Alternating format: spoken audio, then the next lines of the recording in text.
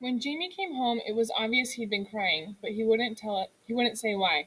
He wet the bed in the night and woke up miserable. Outside, gray clouds were spitting rain. "I can't go to school in the rain," Jamie said. "Of course you can," Miss Smith replied. She looked awful, her hair every which way and great dark circles under her eyes. She held her mug of tea in both hands and stared into it. "I ain't goin'," Jamie said. "Don't start with me," Miss Smith replied.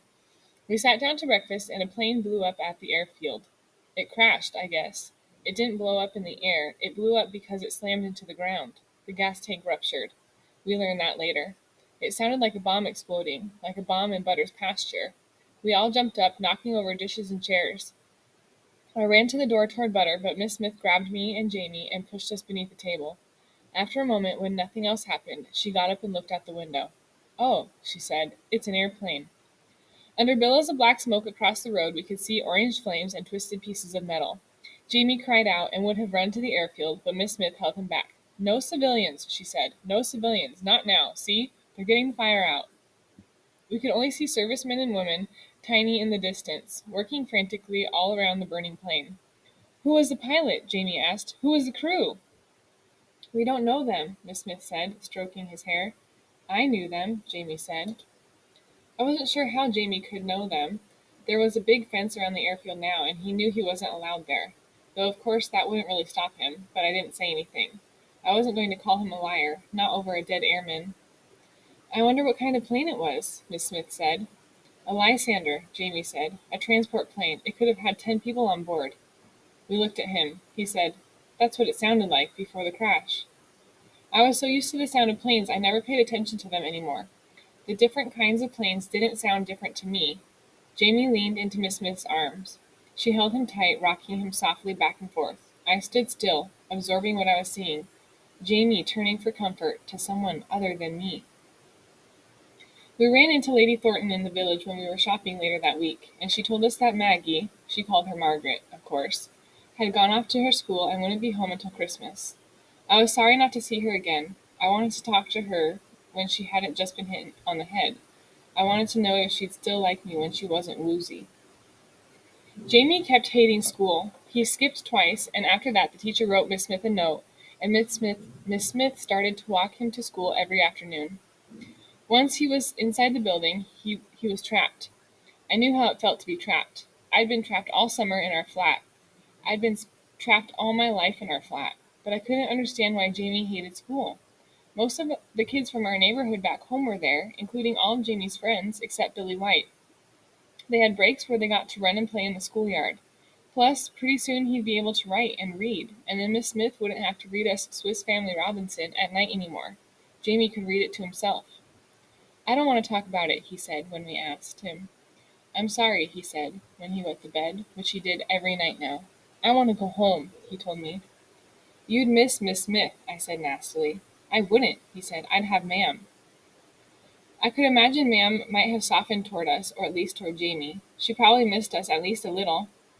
"They have school at home, too," I said. He shrugged. "Ma'am won't make me go." I knew this was probably true. Meanwhile, Miss Smith was in a fit because Ma'am hadn't responded to any of her letters. She asked me, "Does your mother know how to read?" I shrugged. How would I know? Surely there's a social worker, a priest, someone who could read it to her and write out her reply. Probably there was, but Ma'am would never ask them. "Why does it matter?" I asked. "So long as Ma'am knew where we were and could come get us when she decided to." "Do you want her to come to do you want her to come take us home?" Miss Smith gave me a strange look. "I do not.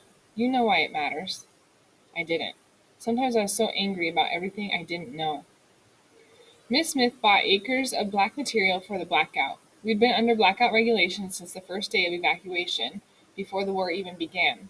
It meant that nobody, no houses, buildings, shops, or even things like buses or cars, was supposed to show any sort of light outside after the sun went down. That way, if the Germans came to bomb at night, they wouldn't be able to see where any of the cities or villages were. It was harder to hit a dark place than a lit one. For the first month, Miss Smith hadn't bothered covering the windows. She just didn't put any lights on at night. Jamie and I went to bed before the sun went down, so we didn't care, and Miss Smith could sit and brood in a dark room as easily as in a bright one. But now the sun was setting earlier, so Miss Smith made blackout curtains for the upstairs windows and fabric stretched over frames for the windows downstairs. We stayed up late one Saturday putting all the blackout up, then turning on all the lights inside. Jamie and I walked around the house outside looking for any chinks of light and yelling to Miss Smith when we saw one. She adjusted the curtains until the chinks were gone. Afterwards, she made us hot cocoa. Very good, she said. I'm sure we'll get used to having the house this dark. She looked almost happy, almost cheerful for a change. I wondered what it would be like if Jamie and I really were stuck here all winter. I hated winter in the flat. So cold. Miss Smith had a fireplace in the main room. She could burn coal. I haven't had my sewing machine out since Becky died, she continued. It felt good to be making something, even if it was only those awful curtains. I suppose I might run up a few things for the two of you. Miss Smith had made us try on all the clothes Lady Thornton brought and give back whatever didn't fit. She had also thrown away the clothes we'd come from London in. Still, I had 3 blouses, 2 skirts, 2 sweaters, a dress, a coat, and a pair of riding pants. More clothes than I had owned in my lifetime. I couldn't imagine needing anything else. Dressing gowns, Miss Smith said, as though reading my mind, for winter. Something warm you can ride in, perhaps something pretty. The red dress is very nice, but it's not the best color for you. She looked at me in a way that gave me the feeling of being a fish on a slab. Blue, perhaps, or a nice bottle green. Green's a good color with your complexion. Velvet? I loved the velvet dress I had as a girl. I hate velvet, I said. She laughed. You wouldn't know velvet if your underwear was made from it, she said. Ada, that's a fib. Why? I said, I don't want you making me things. Her smile faded. Why not? I shrugged. I had more than I needed, more than I felt comfortable with, really. I was still the girl I'd seen in the train station mirror, still the feeble-minded girl stuck behind a window, the simple one. I was okay with wearing Maggie's cast-offs, but I knew my limits. Jamie leaned forward. Will you make me a velvet? He asked. Miss Smith's smile returned. I will not, she said. I'll make you something stout and manly. Jamie nodded. Like in the book, he said. In the book, that stupid Swiss Family Robinson was all the time making and finding things. It was like magic, it was. How the father would think it was a shame they didn't have any wheat for bread, and next thing they'd stumble onto a whole wheat field, or a wild pig would run out of the forest just when they got a hankering for bacon. They'd build a mill to grind the wheat to flour, and a smokehouse for the pork, out of nails and wood they just happened to have on hand. Jamie loved it. He begged for more of the story every night. I was tired of those idiots living on an island with everything they could ever want. I didn't care if I never heard another word. You won't have time to make us anything, I said. We won't be here that long. Miss Smith paused. The war doesn't seem to be moving very quickly, she said. Right. More and more of the evacuated children had gone back to London, but not us. Not yet. You'll be glad to get rid of us, I said. You didn't want us in the first place. Miss Smith sighed. Ada, can't we have a happy night? Can't we drink cocoa and be happy together? I know I said I didn't want evacuees, but I've explained. It wasn't anything to do with you. I didn't not choose you. Everyone else did. I put my mug down. I hate cocoa, I said, and I went to bed. It was Miss Smith, not me, who saw the welt on Jamie's wrist. Chapter 18. We were having dinner. Jamie reached across the table for another piece of bread, and Miss Smith grabbed his arm. What's that? She asked. When she pushed his sleeve back, I saw the deep red mark on Jamie's wrist. It reminded me of when I'd tied him up in our flat, only worse. His skin had been rubbed away until it bled. It looked awful. Jamie snatched his arm back. Nothing, he said, pushing his cuff back down. That's not nothing, Miss Smith said. What happened? He wouldn't say. Did somebody hurt you? I asked. Somebody tie you up? Some boy at school? Jamie looked at his plate. He shrugged. Oh, honestly, Miss Smith said, speak up. You can't let people bully you. Tell us what's wrong so we can help you. He wouldn't talk, not then nor later to me in bed. You've got to tell me, I coaxed. I take care of you, remember? He wouldn't tell. At lunch the next day, Miss Smith surprised me by saying, Ada, would you like to come with me to take Jamie to school? We might do a bit of shopping on the way home. I was worried enough about Jamie that I nodded, even though I suspected her of plans involving velvet. Miss Smith marched Jamie into the school building the way I suppose she always did. I stayed outside. We'll go get a cup of tea, she said when she returned, and come back in half an hour. We went to a tea shop, which was a place full of tables where you could buy things to eat and drink, like a pub, only without beer and cleaner. Miss, I whispered, taking my seat, why are there blankets on the tables? They're called tablecloths, Miss Smith whispered back. They're to make the tables look nice. Huh, I thought. Imagine dressing up tables. Imagine wasting a cloth to dress up tables. A lady came over and Miss Smith asked for scones and a pot of tea. I remembered to put my napkin on my lap and to say thank you to the lady when she brought the tea, and the lady smiled and said, "What nice manners. She's an evacuee?" I didn't know how the lady could tell, and I didn't like it that she could. Miss Smith said, "It's your accent. You talk different from us country people." I talk different from posh people is what she meant. I knew I did, and I didn't like it either. I was trying the best I could to sound like I fit in. When we finished our tea, we went back to the school. Miss Smith walked right into the building without saying anything. She marched down the hall and threw open the first classroom door. She didn't knock. I caught up to her just as she sucked in her breath. I looked inside and saw what she saw. The whole class, including Jamie, was working at their desks with pencils and paper. Jamie's left hand was tied to his chair. It was tied tight, even though he already had a bloody welt on his wrist. When I tied him up, at least I had let him go right away. Miss Smith said, "What is the meaning of this?" in a voice that made some of the little girls jump. Jamie saw us. His face flooded red. Miss Smith went to him and untied his arm. Jamie ducked. He ducked like he expected her to hit him, the way I duck sometimes. Miss Smith said, "Jamie, I'm so sorry. I should have come sooner," and put her arms around him. Jamie leaned against her. He started to sob. All this time, I'd stood frozen in the doorway. Most of the students sat frozen at their desks. The only sounds were Jamie crying and Miss Smith murmuring words I couldn't quite understand. The teacher unfroze herself with a jerk. She advanced on Miss Smith, eyes blazing. "Oh, thank you not to interfere," she said. "Every time any back's turned, he's using that hand of his. I won't have it. I wouldn't have to tie him if he'd obey me."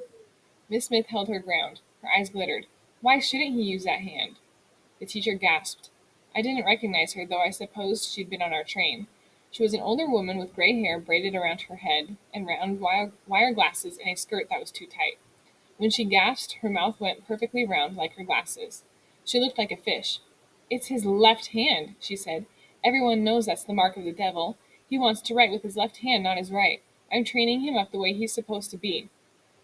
"I've never heard such rubbish," snapped Miss Smith. "He's left-handed, that's all." "It's the mark of the devil," insisted the teacher. Miss Smith took a deep breath.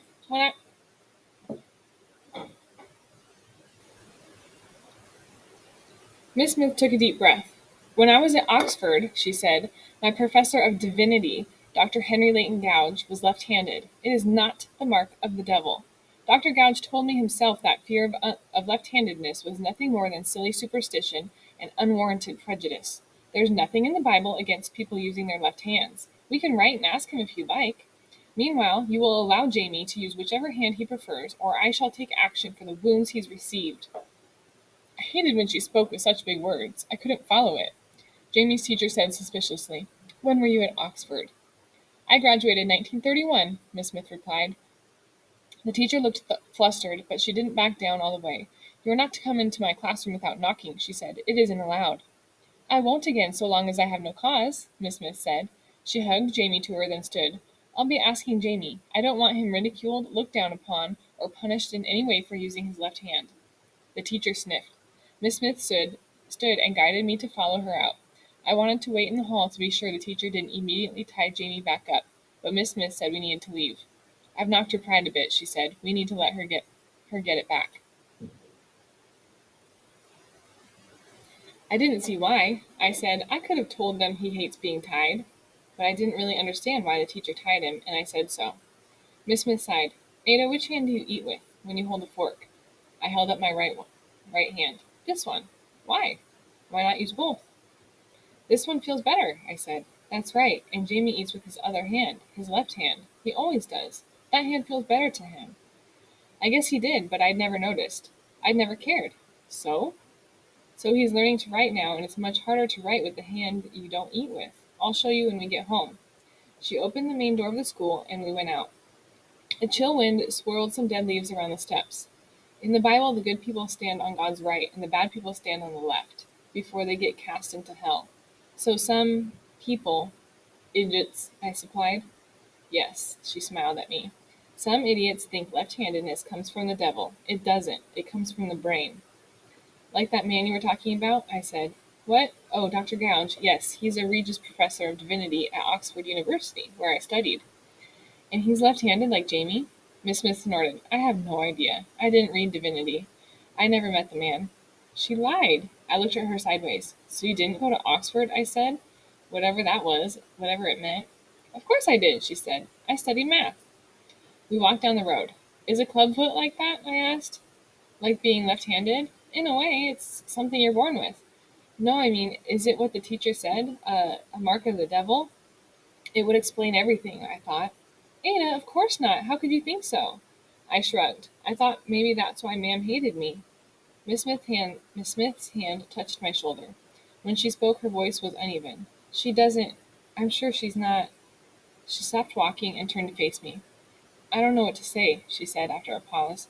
I don't want to tell you a lie, and I don't know the truth. It was maybe the most honest thing everyone had ever said to me. If she does hate you, she's wrong to do so, Miss Smith said. I shook that off. It didn't matter, did it? Leaves skittered around the tips of my crutches. My bad foot swung in the air. I started down the road again, and after a moment Miss Smith followed. Will you ride better when we get home? She asked. I think so, I said. I still can't make him trot. Persistence, Miss Smith said. That's what Lady Thornton says. I'd asked. Persistence meant to keep trying. Chapter 19.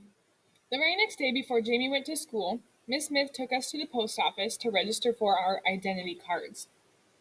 It was a war thing. We would all get cards to carry with us so that if the Germans invaded, the government could tell who was German and who was English by asking to see our identity cards. They could also tell because Germans would be speaking a different language. That's what Miss Smith said.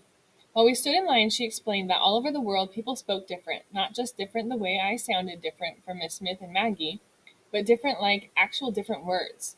Jamie wanted to hear different words, so Miss Smith told us some. She said they were in Latin, the only other language she knew. But it's a dead language, she said. Nobody speaks it anymore. Clearly this wasn't true since she had just been speaking it, but I didn't say so. Jamie asked, If we kill all the Germans, then their language will be dead. Bam! He pretended to shoot a German. Miss Smith pursed her lips, but we'd gotten to the front of the line, so she didn't reprimand him. Instead, she told the registry man her name, her birthday, and that she wasn't married and didn't have a job. Then she pushed us forward. Ada Smith and James Smith, she said. They're living with me. The registry man smiled. Niece and Nevy, are they? Must be nice to have family staying. I can see the resemblance, sure enough. The girl has your eyes. No, Miss Smith said. They're evacuees. The surname is just a coincidence. I don't know their birth dates, she continued. It wasn't on their paperwork, and the children couldn't tell me. The man frowned. A great big lass and lad like that, and they don't know their own birthdays? Are they simple? I stuck my right foot behind my left and stared at the floor. Of course not, Miss Smith said. What an ignorant thing to say. The man didn't seem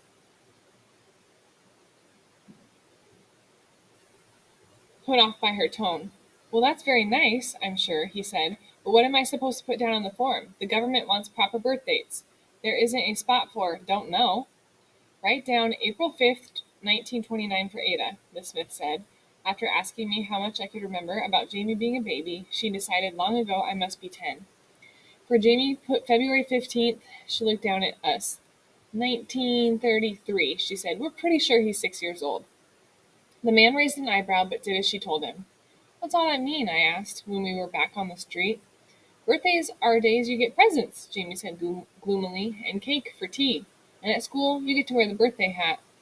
I remembered Miss Smith asking us about birthdays when we first came to her, but I'd never heard about a birthday hat. Turns out it was a school thing. At Jamie's school, his teacher posted birthdays on a big calendar, and when it was your birthday, you wore a hat, and everybody made a fuss over you. When Jamie said he didn't know his birthday, his class had laughed at him. He hadn't told us that. But now we have birthdays, Jamie said contentedly. What you told the man. I'll tell the teacher this afternoon, and she'll write it on her calendar. Miss Smith, he smiled at Miss Smith. What was it? February 15th, 1933, Miss Smith said. It's not your real birthday, I said. Close enough, Miss Smith said. February 15th was my father's birthday. Jamie can use it. Is your father dead? No, Miss Smith said. At least, not so I've heard. I think my brothers would tell me. It doesn't matter if Jamie shares. There are only 365 days in the year, and there are a lot more people in the world than that. Lots of people have the same birthdays. But it isn't Jamie's real birthday, I said. No, it's not. Miss Smith turned and bent over so she was looking directly at me. When I find out your real birthdays, I'll change your identity cards, okay? Promise. Okay. I didn't mind a temporary lie. How do you find out? Miss Smith's nostrils narrowed. Your mother knows. When she answers my letters, she'll tell us. Could be a long time then. I doubted I'd ever go to school and wear a birthday hat, but still. Will we have cake for tea on my birthday? On the day you told the man? Yes, Miss Smith said. A sudden look of sadness washed over her face, then disappeared so quickly that if I hadn't been looking right at her, I never would have seen it. Sadness? I thought. How did I know that was sadness? And why would Miss Smith be sad? That was Becky's birthday, she said. It'll be nice to have a reason to celebrate the day again. That's a lie, I said. I wasn't angry about it, but it was one. Oh, Miss Smith forced a laugh. It is and it isn't. It will be hard for me, but I'd like very much to be happy again.